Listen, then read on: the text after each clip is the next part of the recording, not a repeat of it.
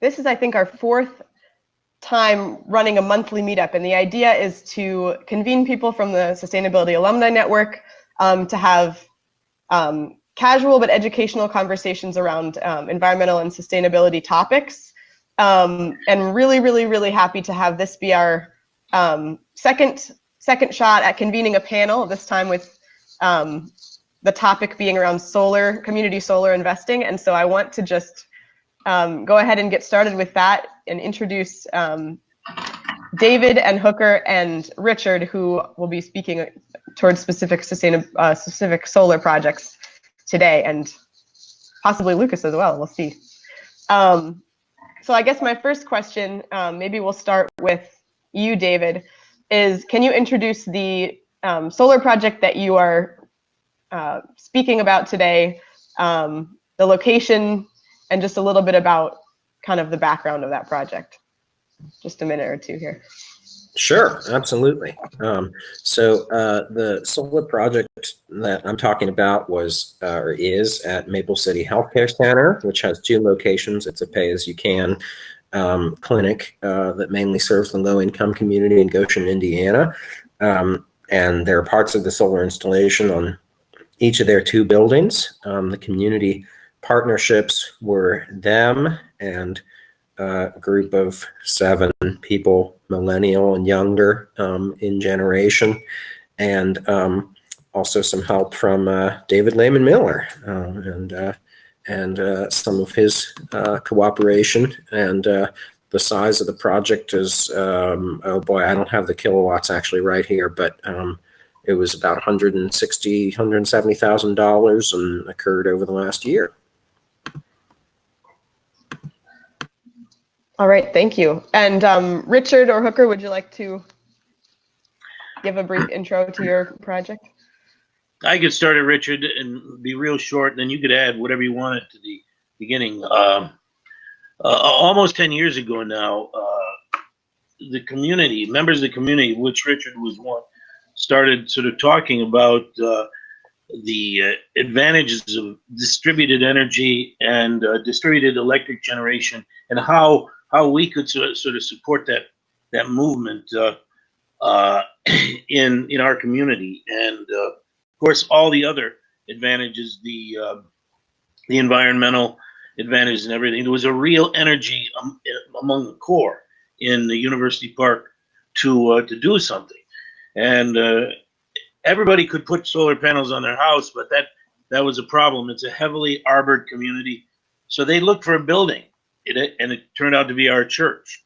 It has a wonderful south-facing roof that we're told is in the perfect orientation for this latitude for receiving solar energy. At any rate, one thing led to another, complicated discussions, and it was decided we'd try to get our church to agree to get into this project. Which ended up being actually not so different in size, I think, from yours. It was going to be 140,000. Was that it, Richard? The total investment was about 136. Right. Yeah. And so there were a lot of things to consider, and we can get into some of that more in questioning.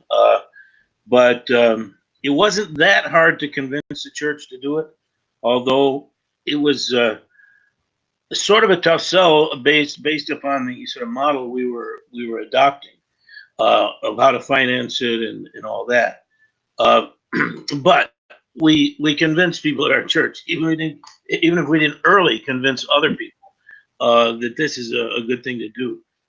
Richard, I don't know if you want to inject anything at this point. That was the real.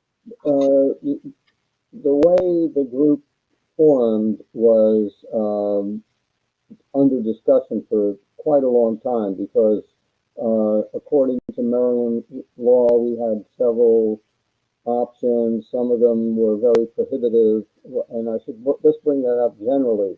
Each state's laws that govern the establishment of a power company or any kind of investment structure, they differ considerably. So things that I'm going to say about Maryland might not necessarily apply in Indiana or New York or even our bordering District of Columbia. But we lucked out, and we had a neighbor who is a partner for a huge major law firm, Steptoe and Johnson. They actually have their own building on DuPont Circle. And they allotted to us one of their lawyers, pro bono, to come up with a structure that would work and keep us all out of jail. And that structure was the LLC format, and limited liability corporation under Maryland law was pretty straightforward. It's just a simple paperwork process to organize. Then we had several other structures to develop according to investment laws, including the SEC's. There's a regulation in the SEC, it's called the Widows and Orphans Protection Clause. And what that does is try to prevent shams from exploiting innocent investors. So you're restricted to the number of investors, the number, and you can't even use the word investors, by the way. You are also restricted to their financial wherewithal. So we, in our agreement of association, had to stipulate that we weren't millionaires and that we were numbered under 36, because that was the SEC cap on this kind of investment structure. As an LLC, I'll just point out we don't pay taxes, state or federal, although individually we have, and I can talk about that if there's any interest. It's down in the weeds of tax law. Secondly, because of the way we're structured and because of the regulatory environment at the time, we were not permitted to actually advertise an opportunity to invest. We couldn't use the word investment. We couldn't use the term like stock in our company. So we had to use terms like membership and subscription to actually do it. And we went around town. We attended community events. We had informational things. Raising the money was the easy part. The last thing I'll just mention is that the way the regulatory apparatus in terms of public utilities was set up, there were enormous barriers there because most of the utility regulations that were under the state's Public Utility Commission were actually written by the energy companies, especially our energy company, Pepco. So we had to do some major reconfiguring of the state laws. And luckily, again, we have a neighbor who happened to be a state senator, and Senator Pinsky established a few subcommittees where we all went and testified, and we got the laws changed so that it leveled the playing field. So it's just so our structure as a for-profit energy company that's dealing in renewable resources had some ways to go before we, and then to do the money, we basically were oversubscribed. We got the subscribers within weeks, literally weeks, of when we got the green light from our lawyer that we were good to go. So I'll stop there and then I can answer questions as you like. Great. Before we move forward, can you just tell everyone the timeline of that project? Well, we were exploring as a group of neighbors, as Hooker said. We would meet in the middle of the winter at the church or some other community location. That might have been 2005, and I think we started up actually generating in the summer of 2007. And then it was installed then in. No, the generation. I think you pushed it back a little ways because the generation actually started in 2010. Maybe. And it was being built. Yeah, I mean, we lose track of time over that period, but Yeah, it you're seems right. amazing. You're right. Our first annual report is 2011. Yeah, right. So but that gives the framework is quite a bit of time between when we started these discussions, and then got to the point where and through legal steps and everything, where we had quite a bit of help, and if it hadn't been for that help pro bono, we would have been stymied, I think, Yeah. in getting to that point. So, but it took a while. It was very deliberate. Everybody was deliberate. Everybody looked very carefully. I see. Well, my next question, I guess, would be for David. Although I want to say, Lucas, if there's anything that you want to also speak to about the Goshen College Mennonite project, kind of in parallel with these other two, I would be more than happy to hear from you as well. I'll just let David speak. I think he's probably got the most expertise on it. So. All righty. Well, David, can you introduce the structure that Maple City Healthcare project used? I know that many folks here have heard a little bit, but if you want to just kind of share that. Sure. So basically, it was a loan, very similar or exactly the same as what you would do if you were getting a mortgage for a home, repaid in the same style. So, well, it was the central part of it was a loan. There were some other parts to it as well. So the central part of it was a loan of $120,000 from 7 people. And that is to be repaid in monthly increments over the course of the next 15 years. And there are websites that very simply, because this is a sort of thing that people do all the time when they're looking at their mortgages, there are websites that just do all the math on this immediately for you. You just put in the amount of money, the length of time, and the interest rate, and you find out what the monthly payment will be.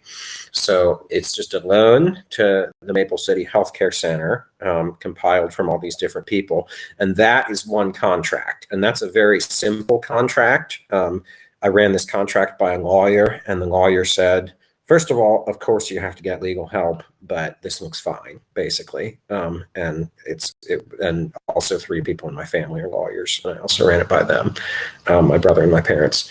So a straightforward 1-page contract with Maple City Healthcare Center. And then there's a separate straightforward 1-page contract between the members of the cooperative. And that contract dictates how the repayment is distributed.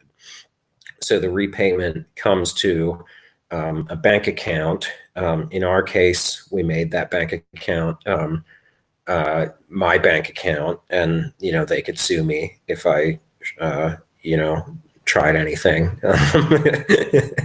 Lucas has got his eye on me,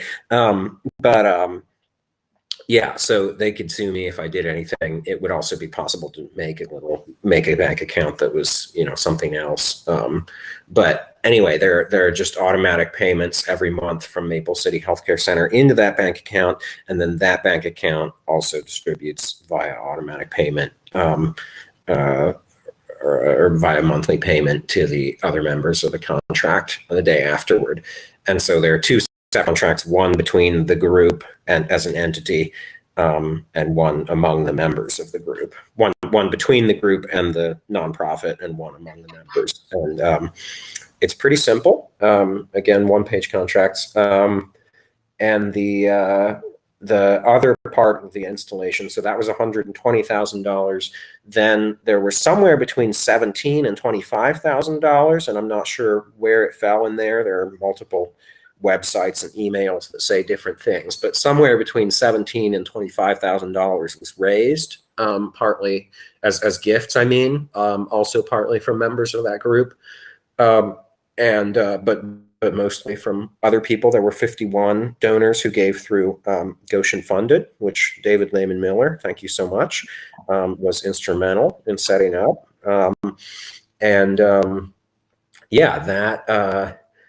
that part of the fundraising was also done a little bit by Maple City Healthcare directly. I mean, they sent out a mailer or something like that, and that was just gift. In the aggregate, the installation is saving right now is saving Maple City Healthcare something like $220, $250 a month, somewhere in there. So and then there's another small chunk. I guess the total installation cost was somewhere from 160 to 170,000. So 120 plus 25, 145 of that was from donations on the loan, and then the Maple City Healthcare Center itself put in $15,000 or something out of their general budget, I guess. So yeah, they save several $100s a month on electricity. On top of their repayments, their monthly repayment to us, which is $856 or something like that, and that's divided among the members of the loan group according to what people put in at the beginning. The interest rate on that is 3.5%, so stronger than what you would get in a savings account, certainly stronger than what you would get on most any certificate from a credit union or bank. You'd probably hope for somewhere from 4 to 6% or something, or 4 to 5% on bonds, I think. So it's a little weaker than what people hope for on the bond market. And then of course people hope for whatever on the stock market, at least they hope for. So yeah, so it's some sort of investment. Can I ask a quick question? David, so the group of the 7 people, is there a legal structure to that group? Like, are you a legal entity? We were named the Maple City Solar Co-op or something whimsically on the contract that we made with Maple City Healthcare Center. We did not create an entity. The lawyer that I talked to outside my family, who's very interested in environmental stuff, said that it would suffice to have a contract between us as members of that group. So that contract articulates, what's going to happen with the payout and who that's going to go to. And so the individuals have their legal interest in how that money is distributed. Yeah, we didn't stipulate what would happen if Maple City Healthcare defaulted, but we could have, I guess, stipulated that, if they defaulted on part or all of it, or, made a $30,000 payment and defaulted on the rest or something, we would distribute it proportionally according to the percentages that people invested. So, if you put in 10% of the investment, you get 10% of the monthly payment. And if you put in 20%, so on and so on. But no, we didn't create an entity. And I think we could have. I think one could do that. I'm not sure how that would work or how much more complicated that would make it.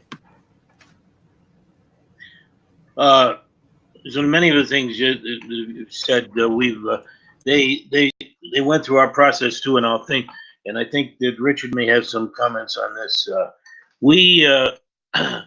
We considered looking at loan type models, and what to name it.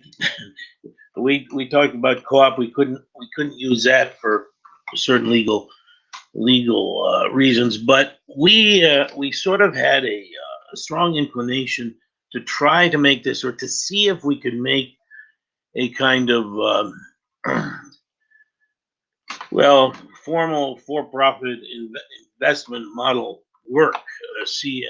When we originally calculated it all with the original financial projections, it was looking pretty good. You look at what you'll earn and what the LLC will get back from us, the church. We pay the LLC a quarterly estimated amount, and then we make a sort of a correction of that at the end of the year. And there are the other ones, the other streams of income, which include money that's derived from the sale of SRECs, and also also excess energy that's put into the grid by us is paid for. That the Pepco utility pays us back for that. But the long and the short of this comment is that it's interesting. Your loan-based model is interesting, and we considered the loan-based models, but this for a variety of reasons, which maybe Richard you want to comment on. We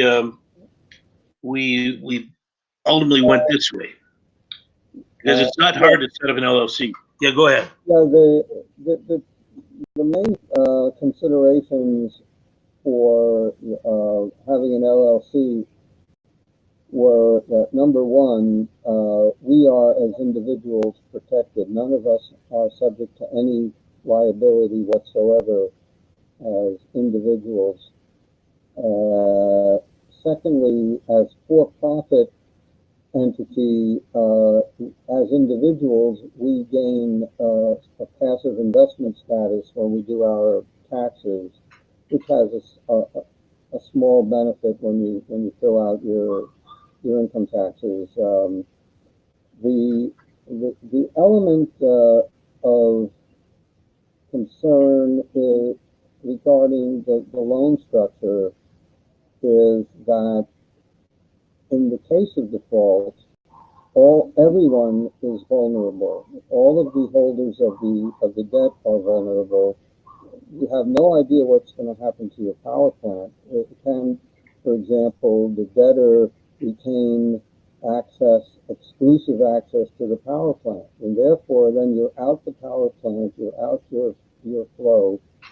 You get really stuck with holding the bag there. So we thought that that's not such especially we are actually the first limited liability solar power company at the community level to turn a profit and to successfully navigate the impediments thrown up by the carbon-based power companies. And we've been studied considerably at great length over the years, including by some government entities, about the success of our model. The input of the cash flow is subject to market forces, however. So in Maryland, the solar it's called solar renewable energy credits, used to be traded at about 310 per credit, and we generate 22,000 on the average kilowatt hours, so we get about 22 credits a year. The problem is that the power companies figured that out and have invaded the market, and now we're actually negotiating with the legislature to reestablish an actual market and not one that's controlled by the carbon industry, because the actual they're called SRECs. Renewable energy credits now are within the $6 to $10 range. So something very, very typical of the carbon-based industry has taken place. So what the renewable energy credits were supposed to do was monetize the penalty when they didn't meet the goals set by the state for them to have a renewable energy component of their power generation.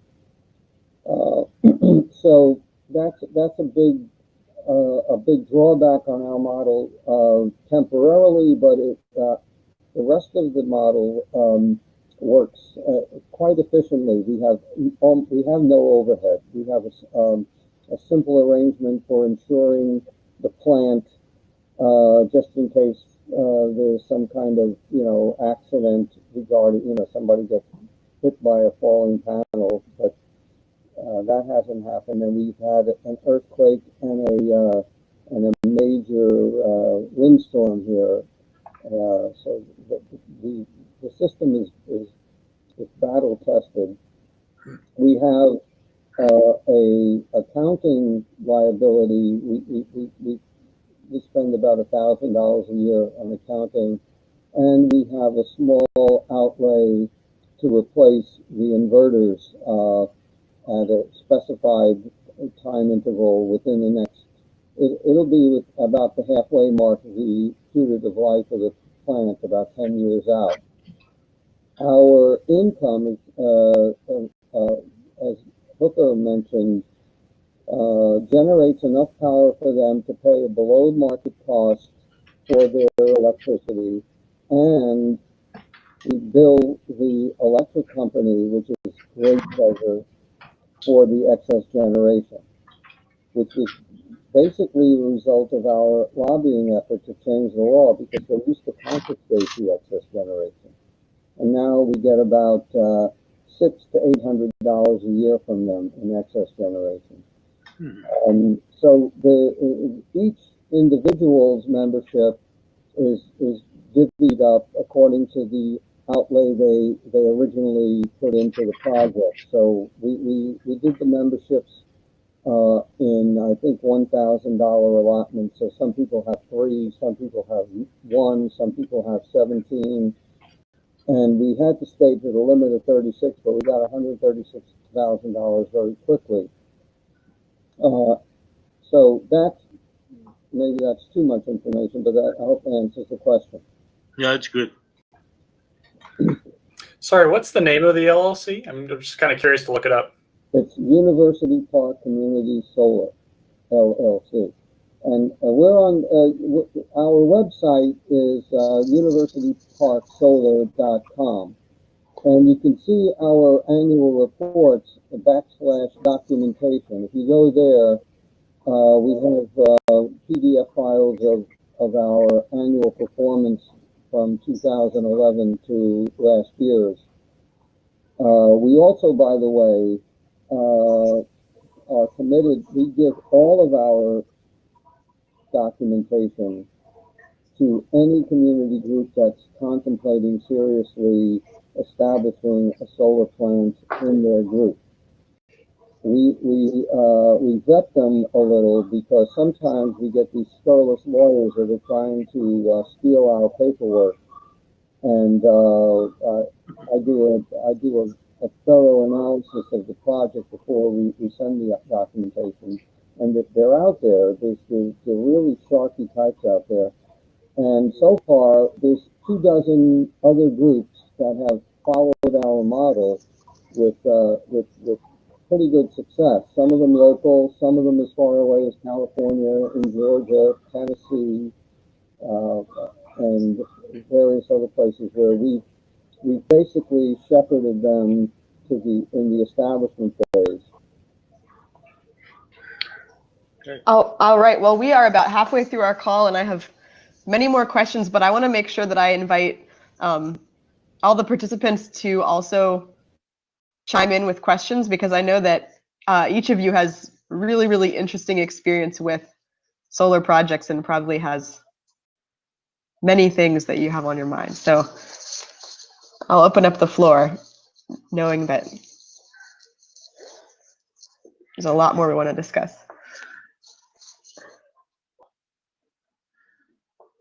Yeah, I guess if I could just say something about the Maple City Health project. I mean, really kind of the fundamental ingredients, right, are just a large organization that, is, I mean, because, yeah, like as David kind of mentioned, and as other people, like, we are just effectively a general creditor to Maple City Health, right? And so really kind of, I guess your risk aversion just has to do with like how large and how reliable you think the organization is you're donating to, if you're kind of worried about that stuff.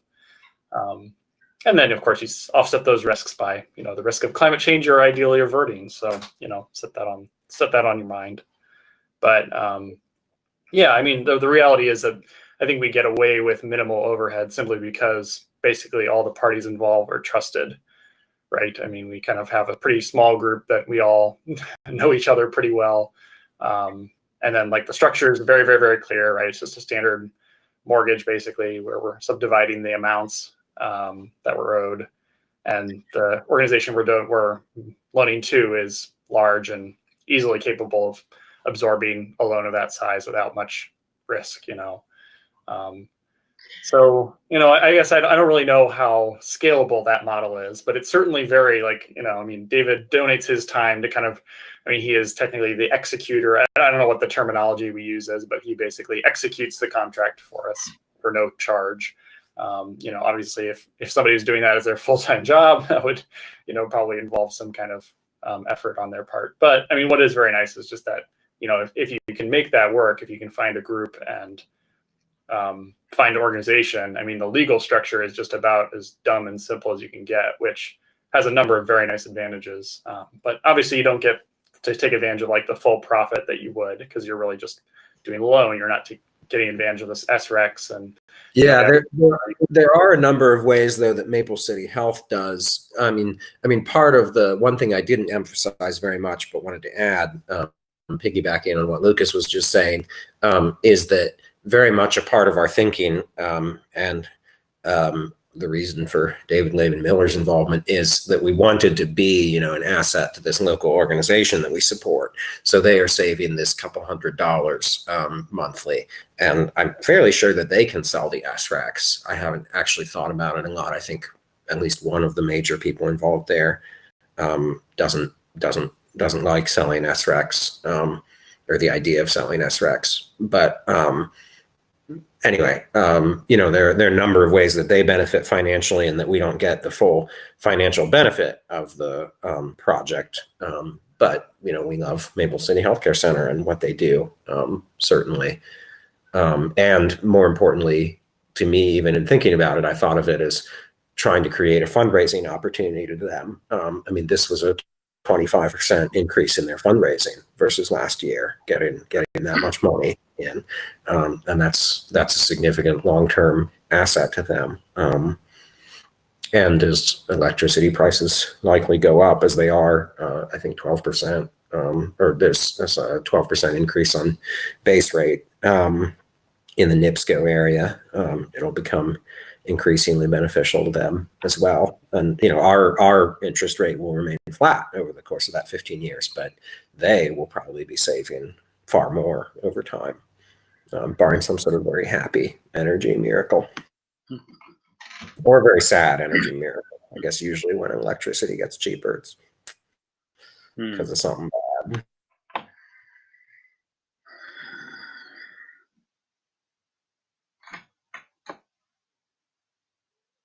You were a key factor. There were some interesting dynamics in the beginning as we got this thing going and we tried to decide whom to work with. It became apparent that sort of mutual trust factor, most of us knew each other to some extent. We in the church knew people in the community. People in the community knew each other, and we were going in a pretty strict legal model and everything, but still it would have been a lot harder to do, and a lot of us would have been more skeptical about it had there not been that relationships that had been there before. So one interesting dimension, and I don't know if this could be commented on briefly by you, Richard. We had a very difficult time finding a company, an installation company that would work with us on this kind of project.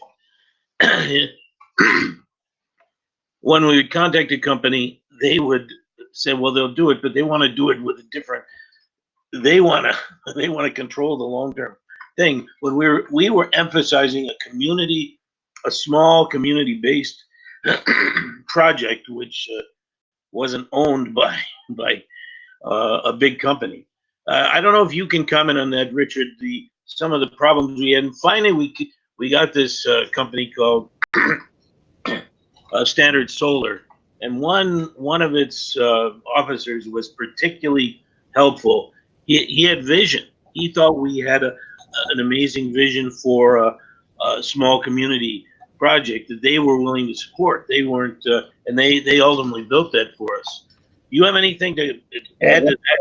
That was a critical element for us. We had made some overtures, and Lee Brewer, who was the CEO of Standard Solar, was a visionary. And actually, after he retired, he now has it's called Global. It's on our website under projects. If you go to University Park Solar backslash projects, we highlight his group because we're working with them on solar recovery in Puerto Rico. But his vision matched ours. It was unheard of for a 99 panel project. Number one, everybody wanted to do 9,000 panels. So he said, "Yeah, this is an idea we can use." In fact, he was very instrumental on an educational component when we were trying to instill in our town the idea of having a solar plant here. And we solar powered the town Christmas tree using a portable array that he set up.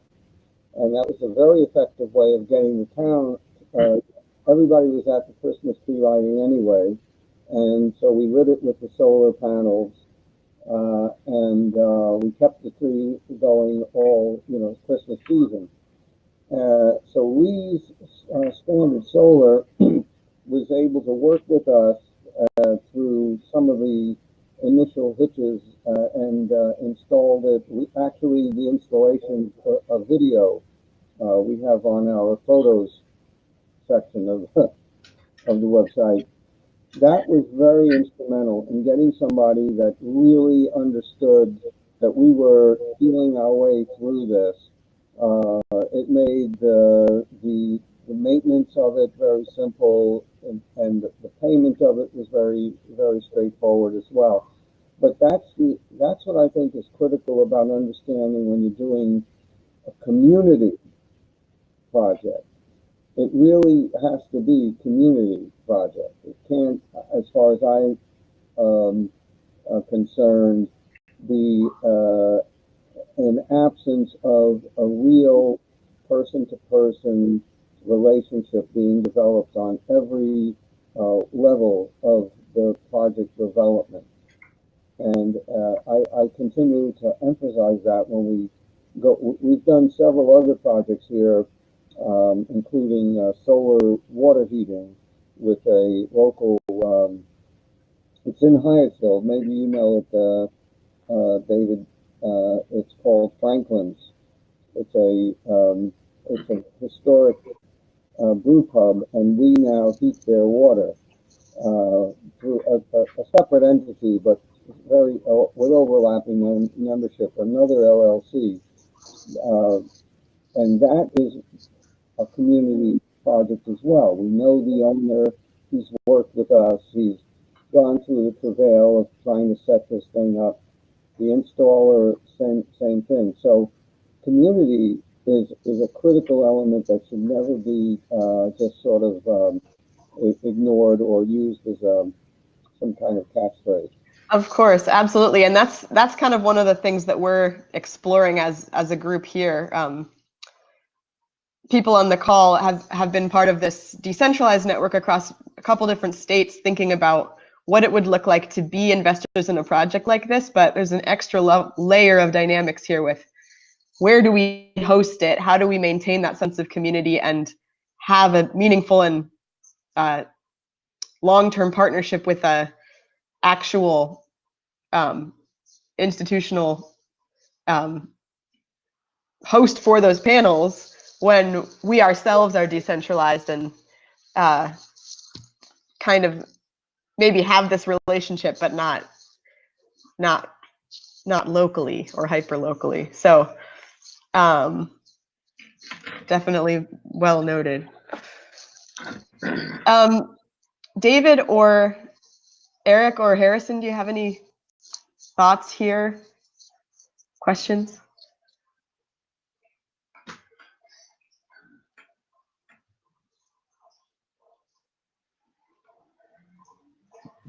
I just want to say I really appreciate University Park making that data available. I'd love to look at that. So maybe that's something that we can find and put in the I don't know, in our email or somewhere. I'd love to scour that for a little while. And yeah, does I know Maple City is a lot younger. So do you have public do you have something like that? Or I know you, yeah, like I said, you kind of we don't have a site. I think, am I remembering right that I sent you the contracts, Harrison and Cecilia? Yeah, that's not private in any way. Cool. Yeah, so I certainly can make those contracts and the payment projections and any other kinds of things. Did I send you the payment? Was there something I was going to send you and then I didn't follow up? I don't know. Anyway, there are definitely numbers and whatever the payment projections, and also what they're getting or what they're going to get from it at the healthcare center to be made available. Yeah, that'd be awesome, because that kind of stuff, at least for me, it's hard to hold a whole bunch of numbers in my mind. So having it in front of me is super helpful. So great, thanks.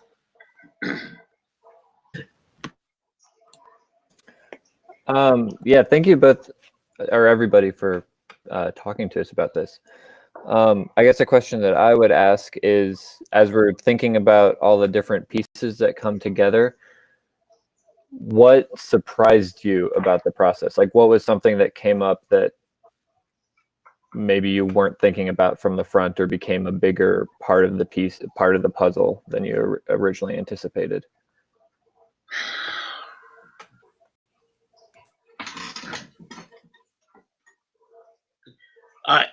This is the most simplistic of all possible surprises. It shouldn't be a surprise. Solar power has been around for a long time. We've seen the panels here and there for a long, long time. We know about solar power, and we know its reliability, and it's once you start it, it runs by itself. But this, technically, the project has run so well. We've had that up for almost 10 years. There has been absolutely no technical problem with it. Now, there have been a couple of incidents where squirrels caused a problem at one point in our system, but we got that solved. But I'll tell you, it made me even a stronger believer that we have to go in this direction, because and maybe we have to find new ways to generate solar electric. But it is so reliable. You start it up and it produces. It produces valuable, saleable. It produces something immediately. It's an investment you can make, and it will produce something. A lot of investment, you don't know what'll happen, but you put up one of these arrays, if it's competently done, you have a source of something that has great value immediately, and almost sort of permanently. It just goes on and on and on. So that's, I would say that came as a little bit of a revelation to me, just when we put these panels, these almost 100 panels, 99 panels on our roof, and just how well it worked. So it probably shouldn't come so. Yeah. I would say another question about the University Park Solar. Did you guys ever get around the member limit? Was that ever something you tried to get around or expand in the future? Or No, we didn't. You can comment on that, Richard. no, we scrupulously adhered to the requirements. We went over to the SEC and we talked to one of the regulators, and we went over and talked to the Maryland State Director of the Maryland version of the SEC. They both were, wink, wink, nudge, nudge, but we thought the best way to go about it was to stay within the limit, and that's what we did. And actually, that was one of the surprises. It was surprisingly easy to raise the money with that limit in mind. It was astonishing to me that the money was so easy. Same thing with the the Franklin's project, we raised the easiest part was raising the money, was getting the members vested in the project. So, but now, because of various other efforts in Maryland now, we are able to have community solar through virtual net metering. The law has been in effect now for almost a year, so that if you are an apartment owner or you don't live in a area where there's a solar power plant on your roof or so on, because of the law, you can now subscribe to a solar plant and receive a solar portion of your electric bill. So that's a major achievement through many people's lobbying efforts here. The other development is, as somebody mentioned, crowdfunding. So the SEC has basically accommodated crowdfunding as a source. So now it basically makes the I think the regulation is 301F or something like that. The widows and orphans reg in the SEC is basically overcome by events through the availability of crowdfunding. So technically, you can crowdfund through an LLC and have a unlimited number of members, as far as I understand.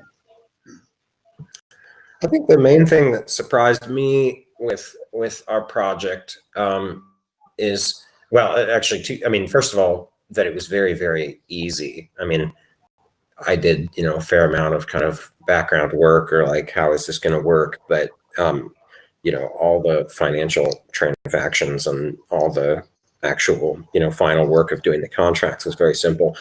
But beyond that, it hasn't really surprised me a lot, since I have kind of a bleak outlook on a lot of things, maybe. But it surprised me that I haven't been able to find more nonprofits that are enthusiastic about it. I talked to maybe 5 or so, and this one was just enthusiastic and took off, and another one was interested and ended up having lots and lots of cash on hand for its own reasons and just did a huge solar project by itself.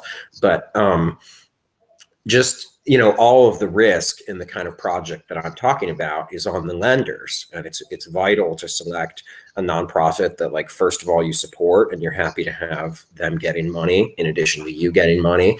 And second of all, it's vital to have a nonprofit that you think will be around in 10 or 15 years.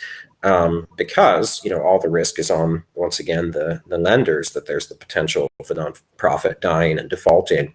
So you want to have a nonprofit that's unlikely to die and default. And if it did die and default, it would have assets, net assets rather than liabilities, to try and take care of you. And I don't think that that's a big concern. I mean, it's not, I guess it seems like it doesn't usually happen, and the risk and the threat to you as an investor over the course of that 15 years goes down, obviously, because you've already collected an increasing share of your money back over time. But it surprises me, and I think it's just because it's such an unusual sort of arrangement to suggest, and people who work at nonprofits tend to be really busy with whatever they're nonprofiting about, and they're not necessarily going to intuitively understand or whatever. But I do believe, my hope is to go to churches, and my hope is to go to MCC thrift stores. I have a lot of respect for a lot of the MCC thrift stores that I've talked to are very interested in solar, or have gone solar themselves. And I think that there are some larger stores that haven't yet. And that's sort of a route that I'm very hopeful about. Certainly, I think there's a lot of interest. I mean, I sort of feel aware of maybe $150,000 of interest at this point, or maybe $250,000 of interest. And so I hope to find a nonprofit. A thrift store would also be good, in that you know, they have a really strong stream of income, and thrift stores do better during recessions and depressions as opposed to worse. So thinking about all kinds of things, that's a route that I'm interested in. But anyway, just that it is some work to find someone to do it with you. So that kind of value-based type of entity is very appealing. We were approached early on by a group called Mosaic that was searching for a way to Solar Mosaic. And I don't know if they ever adapted that kind of value-based system for. They were able to collect up pretty good chunks of money, as I understand it. There are other community groups, like, for example, we were involved with a group in Baltimore that runs the largest urban farm in the country, in the city limits of Baltimore. And we got involved in powering their harvest collection barn, so that it's refrigerated by solar panels, and it was done through an association with members of our group. But that every project that I'm aware of that has a community, a sort of an altruistic component, is still profit-based. It's still an LLC. People are deriving return on the investment. So it's an interesting alternative. I think that the idea of having a lender over time, I would prefer that the lender be better protected than having. You're so liable. You're using your bank account. So I fear that at some point you can wind up in some hot water by events that are way out of your control or out of your view. But with the proper protection, I would say the mortgage part of it, the hard part would be finding a viable route with a group willing to go into debt and to be viable enough as an entity to outlast your contract.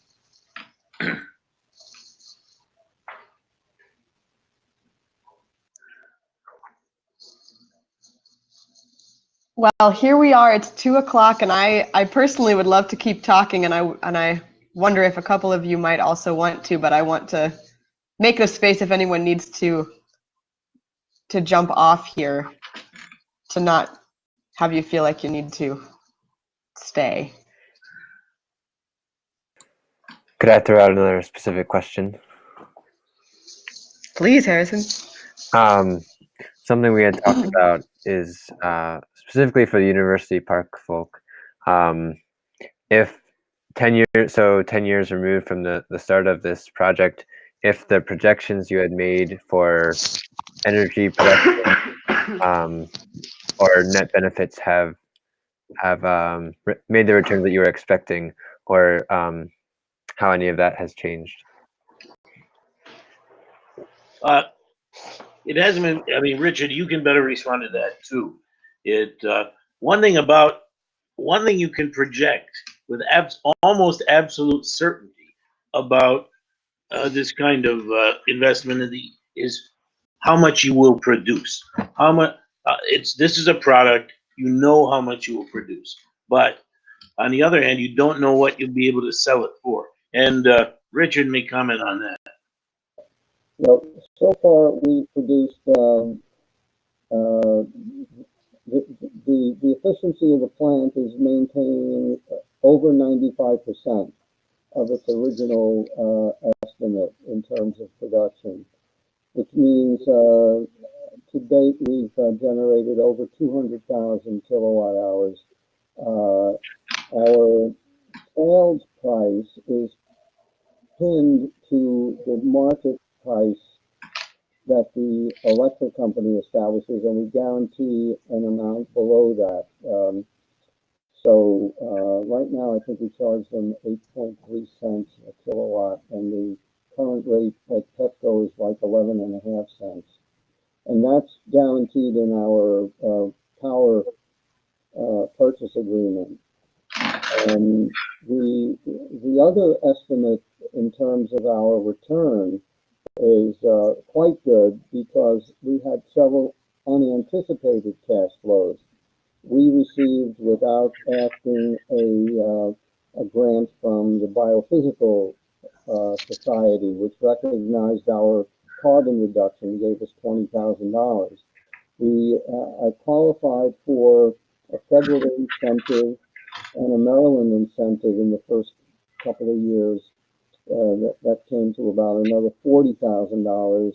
And we also qualified to do a accelerated depreciation of the plant, which gave us a significant cash flow jolt in the first year or two. So we established that our return would be somewhere between 7 and 8% over the course of the project, and the project timeline was 20 years. It looks like the plant is going to exceed its life expectancy, but like at opportunity type performance. So it'll probably be turned over to the church at the 20-year mark if they don't.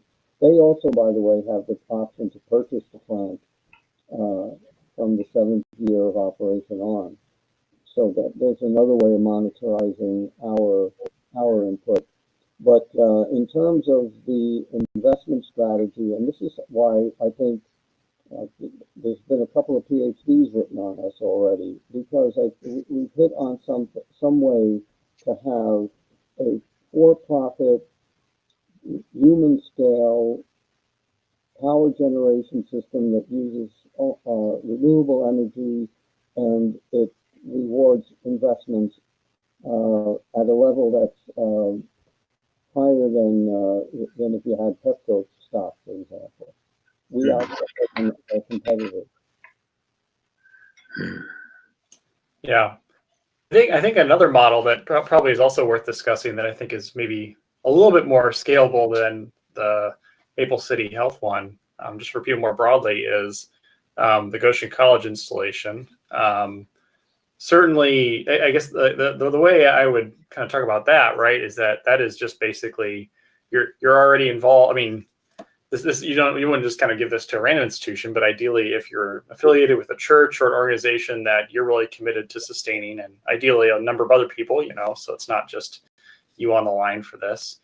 But then, you're viewing it as a very different type. It's not really viewed as a for-profit investment. It's viewed as kind of a portion of your tithe, right, or your donations to that organization. And kind of, unlike most organizations where most of you are just donating to cover operating costs or, expansions, like capital construction, all that stuff. Like, it's not only just something that you're kind of making as part of your donation, but you also know it's going to be an investment that has many fold return for the organization as they go on. And then, I have experience because we were doing it through a church. And so you're also kind of personally wrapped up in it, right? And so, you have other reasons for why that organization should succeed or fail, and concerns about kind of ownership change a little bit. So I think that's like more of a complementary model, right? Because obviously people need places to put their money, to kind of invest their money. But I would also really highly encourage everybody who have those kinds of organizations that are really kind of committed to in other ways, especially religious in particular is what I'm thinking of, but certainly could work with others. That is also another wonderful way to kind of invest in solar. And it's not really going to give you a return per se, but getting a lot of people involved. I mean, I can genuinely say that getting our church involved in doing a big solar fundraise, which was then eventually picked up by Goshen College, turned into this giant thing. But at least initially, there is a lot of reward in just getting everybody in your organization or your community together and saying, hey, let's, kind of do this kind of project. And it gives you a big investment avenue for yourself to doing like public good, you know. So those who aren't familiar, College Mennonite Church is on the campus of Goshen College, and church members donated to basically fund an installation of solar panels on the roof of that church, which I guess the college is actually benefiting financially from the generation. Is that right? Well, go ahead. Oh yeah, no, David is also probably more familiar with this one as well. But yeah, effectively, we're splitting the power. So College Mennonite Church and its investment gets like kind of the proportion of money that we put in, and then subsequently through the college. We have kind of an interesting utility arrangement there because the utilities actually all feed through the same kind of customer, basically, because it's the college as an entity actually controls the utilities. So that's kind of an interesting arrangement. But I mean, you could imagine just discarding the whole college portion and just imagine, you know, a local church or something doing that. That's also, yeah, I mean, a wonderful other way to do it. Yeah. Just one comment on church's host. When you're going out and appealing to a community like University Park, and you're appealing to the whole, it's diverse in terms of its attitudes toward its membership in churches, its attitude, it ranges from every kind of church affiliation to sort of skepticism about churches in general, and that was a little component. It didn't play a major role, but for some people talked to the fact that, you know, this was a church. Of course, they had to understand the model before they could really make a judgment upon it. But for some people out there in the community, the fact that it was working with the church introduced an element of skepticism about the whole project.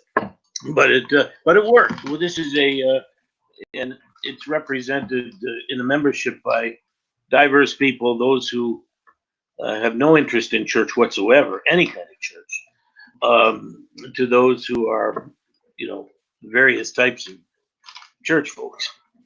But that, yeah, we're appealing to a community which is largely totally unrelated to us, and in some cases totally unrelated to any church. While we're sharing stories, Harrison, can you tell us just a little snippet into the Eastern Mennonite University solar project? I can share a little bit. So a solar project that I've been a part of that I can talk about was the EMU solar project here at Eastern Mennonite University. Last year, over the course of the year, a group of students kind of designed the project and did a lot of fundraising, and it was like a kind of place for a whole variety of students to get involved. So there were engineering students working on load bearing on the roofs that we were looking at, and we were able to install about 60 kilowatts of solar panels this past fall after about a year of working and fundraising. And so that was all crowdfunded. That wasn't with a few grants. There weren't really any. There wasn't really an investment component to it, but yeah. Do you have anything else in mind, Cecilia? Well, it was installed by volunteers, right? Yeah, and a big part of that is that there's this solar barn raising model that's really popular in Harrisonburg right now, which is basically volunteers come install the solar panels, which is both a way to get community involved in the installation and like see the actual panels, but also saves you a ton of labor costs, which, as David mentioned earlier, was a pretty large expense.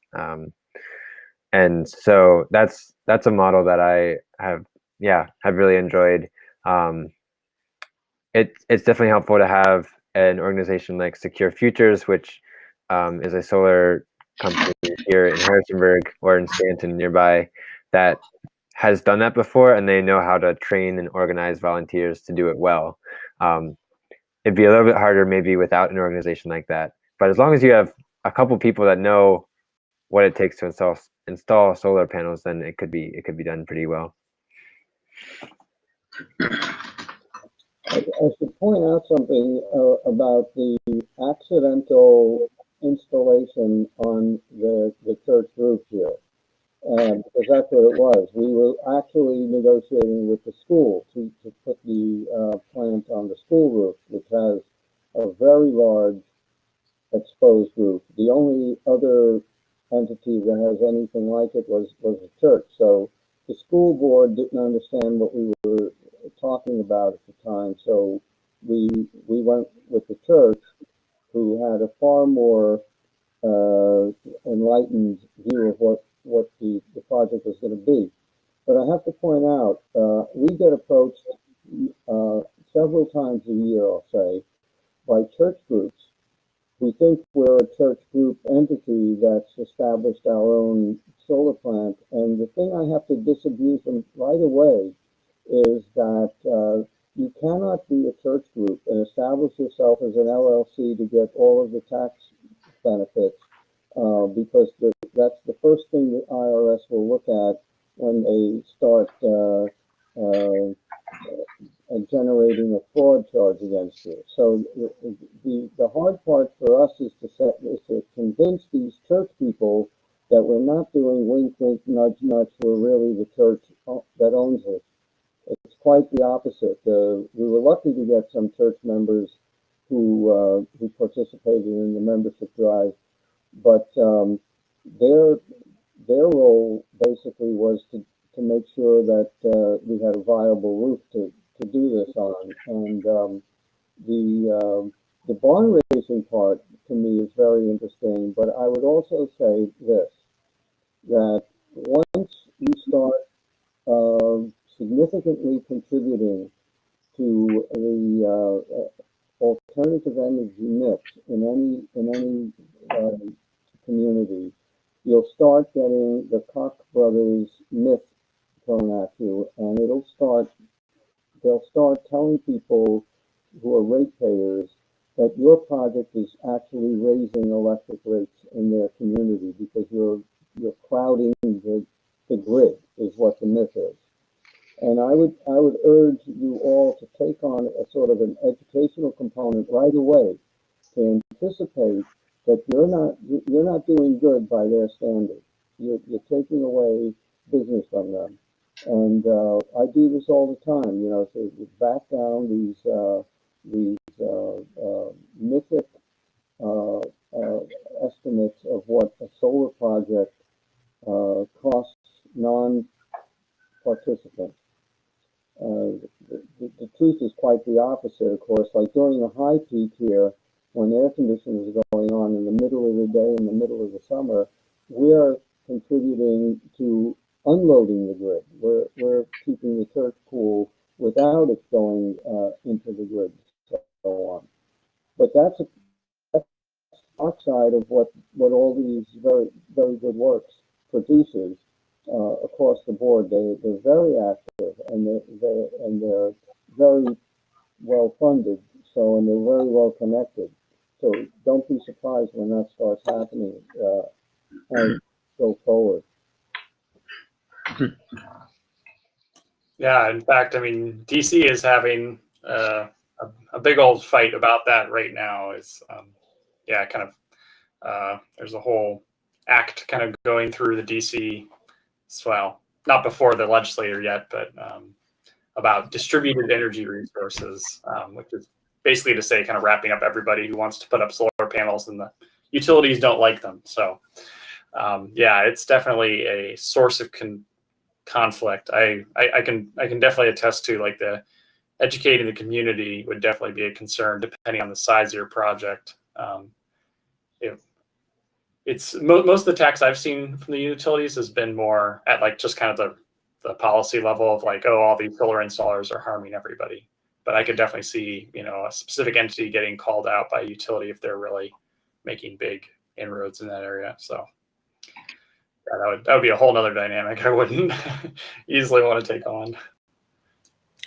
One thing I really love about solar is how much, I mean, as something that's frequently really localized, you know, every solar installation that's larger than a residential solar installation, in my experience, has a really interesting story. And the story of the EMU solar installation is different from the GCCMC solar installation, and these solar installations are different. And you know, there are solarized initiatives in cities, which are all community organizing efforts, and it's just so nice to be a part of something where we figure out how to use sunlight to run our lives as a community together. Yeah, it's just a lot of fun.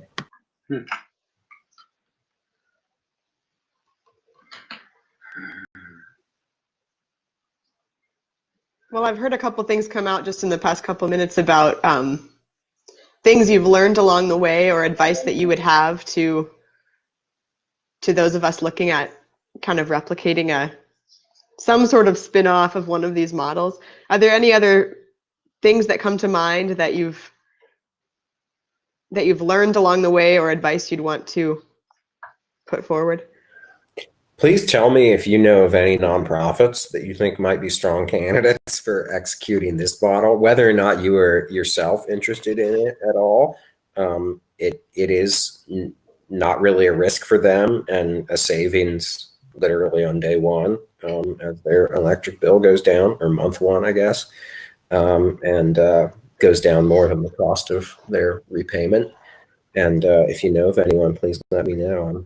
I'm very eager to make this happen again.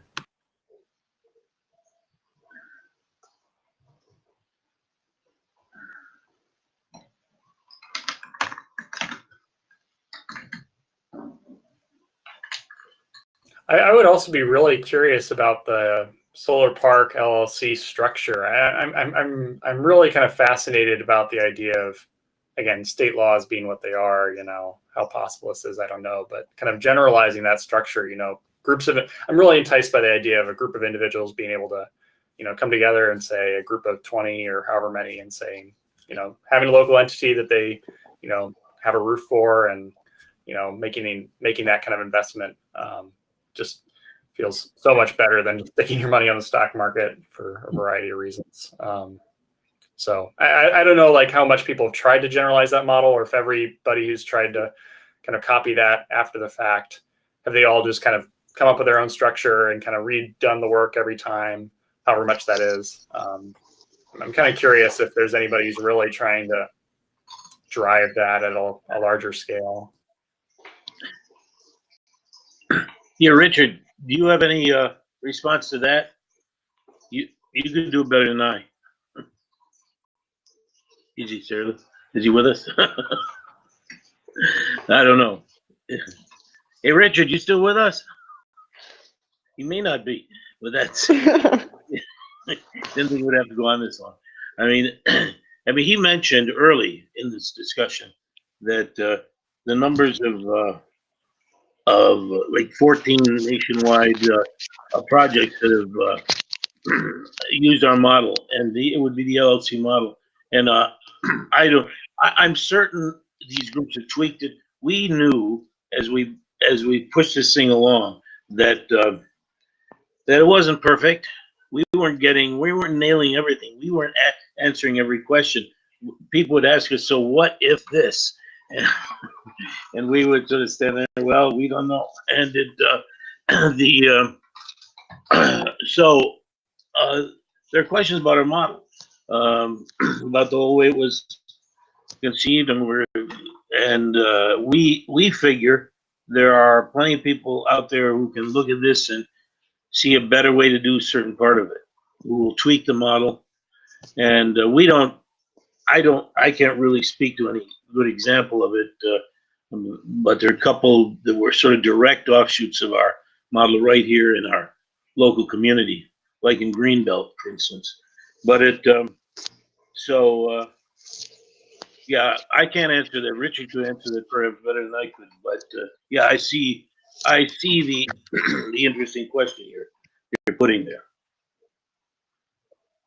Well, I would also be interested in seeing if any of the research that's been done on the University Park LLC would be available to be shared, as well as whether the Franklin's Restaurant Solar Water Heater or the Baltimore Farm, any of those would have websites or information that could be Yeah. combed through, because those are new to me as well. We certainly there have been actual studies. I can't pull it up off the top of my head, but we can provide you with material like that. At what level it's been studied in detail, I don't know. But various people have looked, have regarded our model with a lot of curiosity. It's amazing the kind of attention it got. Really, not because it was a solar project, but because of its sort of unique business model for this kind of thing. The comments and interest in it were came from, I could actually say, the international business community. We saw it was written up in small pieces in Chinese business reports, but it and a lot of people who have a lot of knowledge about this kind of thing want to know whether this is legitimate, whether this is really what we seem to make it to be, a something you can actually do in this way and operate and make a profit. I think some people come away a little skeptical. We're not making profits hand over fist, and it may take a lot longer than we thought. But it's, to me, it was always kind of a pilot project, particularly the business model itself. Well, can we make this work? We feel we have made it work. It's been going for almost 10 years now, and it's been working the way it's supposed to, even if all the numbers aren't what we could have hoped for.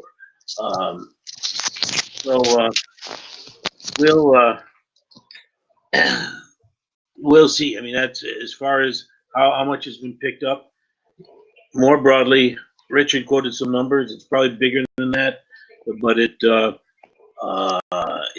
an interesting question we could look into, and we certainly could get more information on really careful analyses of some of these projects. Absolutely. Well, sorry, I just jump in real quick. Just on the website that you mentioned earlier on your documents page, there are 2 different reports there. One was done, it looks like, by the Michigan state government, Okay. and one by the U.S. Department of Energy. And like one's a 50-page report and the other's an 80-page report. Okay. So there's quite a bit there. Yeah, right. I mean, I had no particular awareness of those, but yeah, people they were interested, and what conclusions they've come to, I may have to go to those myself now and check them out and see what their final thoughts on it were. Yeah.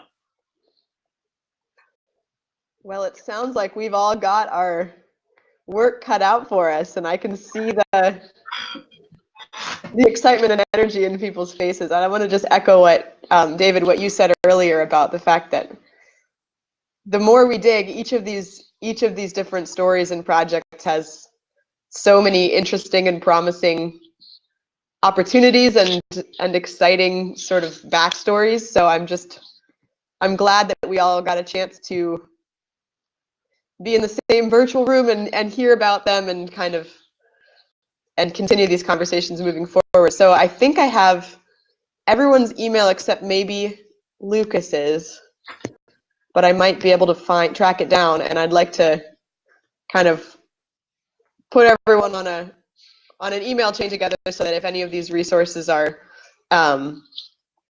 yet to be shared, people can pass those along and we can carry on the conversation after today. So I want to thank you all again, and kind of wrap up here, unless anyone has any final thoughts. Thank you guys so much. That was awesome to learn about your project. I was just going to say, I think I did read about it before, and it's amazing the kind of spiraling out impact it's had. Great work. As a little tiny anecdote, early on, when we were seeking legal help for creating some of the documents that really define the relationship between the church host site and the LLC, I actually found there's an organization called the EBA, which is the Energy Bar Association, and it obviously lawyers who deal with this kind of thing, and this kind of thing was very much up their alley. But when I first talked to them, they were sort of interested in the project, but they didn't, they were not. They decided not to take it on for whatever reason. But then I found another guy who a lawyer who would look at it and very carefully evaluate the contracts we were writing up, and he did that. He spent a lot more time than he probably could afford to. I mean, he gave us a lot of valuable help pro bono. Even if he didn't start out pro bono, we paid him a chunk, but he went way beyond that. And about a year later, what was the year later? No, it wasn't a year later. I got a call from these people at the Energy Bar Association. Sounds like something you eat, but and they said we saw you written up in whatever it was, some legal journal, and we're if you're still in need of help, we'd be glad to consider what you need. So it was just I guess we somehow gained a little legitimacy in their eyes, but it's just there was a lot. There was a sort of a splurge of coverage in local and national, and even some international. It's mostly business journals because they were interested in the business model. That's all pretty much calmed down. But as you mentioned, the panels are still going. They're going, and as Richard mentioned, they're still at least 95% the productivity they were 10 years ago, almost 10 years ago. And that's pretty darn good. As we say, we generate enough electricity for our whole church with all year round with and excess. Obviously, it's done on a net metering basis. We draw off the grid at night, but we put more into the grid than we take out, and so they have to pay us for that. They don't pay us enough. They don't pay us as much as they would in European countries where they pay a premium for renewable stuff. Here, they'll pay as little as the Public Services Commission or whatever other regulatory body makes them pay. But they're paying us something, and it's only been since our project started that was within like 2 years that the utilities had to pay us back for the stuff that was the excess that was going into the grid. So it's been very, very interesting, and we continue to, every now and again something pops up. But we know their weaknesses in our system. This will not work everywhere for a variety of reasons, and but it's worked here, and we're pleased to have this model out there. Kind of, I still call it a pilot, and a pilot that's proven itself as far as we're concerned. Yeah, well, we're here representing projects in the state of Indiana, the state of Virginia, the state of Maryland, Right. And people tuning in from DC, Pennsylvania, Israel. I mean, it's so interesting to look at what the contexts are in each of these different, areas and what it might look like to move forward in those places. But I just want to say thank you, Hooker, thank you, David, thank you to each of you for tuning in. I'm personally going to probably sign off here soon, but this Thank has you been so really wonderful. Thanks, All everyone. right, thanks. Afternoon. Great opportunity, and I know I can say the same for Richard. He was so. Thank you very much. Thank all of you. It's good to talk. Yeah. Thank you. It's been nice to put some faces and voices to some concrete projects. So. Right. All righty. All right. See y'all later. Bye bye. See y'all. Bye bye.